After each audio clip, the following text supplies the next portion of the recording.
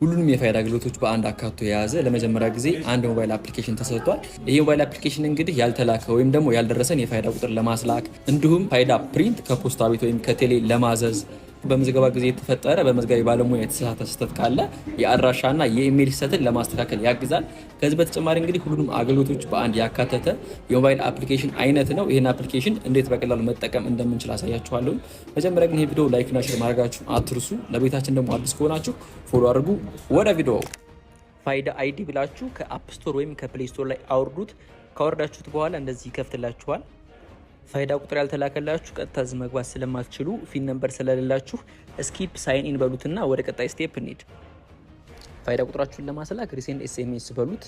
ፋይዳ ስትመዘገቡ የሰጣችሁትን ስልክ ቁጥር እዚህ ላይ ትጽፋላችሁ ማለት ነው።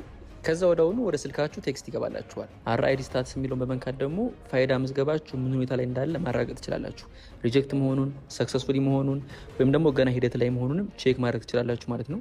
አርአይዲ ማለት የምዝገባ ቁጥራችሁ ማለት ነው። ስትመዘገቡ ፋይዳ ወረቀቱ ላይ ያለው 29 ዲጂት ቁጥር ማለት ነው። ኪውአር ስካነሩ ደግሞ የተረጋገጠ ነው አይደለም፣ ቬሪፋይድ ነው አይደለም የሚለውን ቼክ ለማድረግ ነው የሚያገለግለን። እንደምታዩት ይሄን ቬሪፋይድ ብሎኛል። ፋይዳ ቁጥር ያለን ከሆነ ደግሞ እዚህ ላይ ፊን ነምበራችንን በማስገባት ኦቲፒ ወደ ስልካችን ይልካል። እሱን አስገብተን ሌሎች አገልግሎቶችን መጠቀም እንችላለን ማለት ነው። እናያቸው። ኦቲፒ ወደ ስልካችን ይልካል። ኦቲፒያችን ቬሪፋይ ሆኖ ከጨረስነው በኋላ እንደዚህ አይነት ዳሽቦርድ ውስጥ ያስገባናል። እዚህ ውስጥ እንደምታዩት ብዙ ነገሮችን ማድረግ እንችላለን።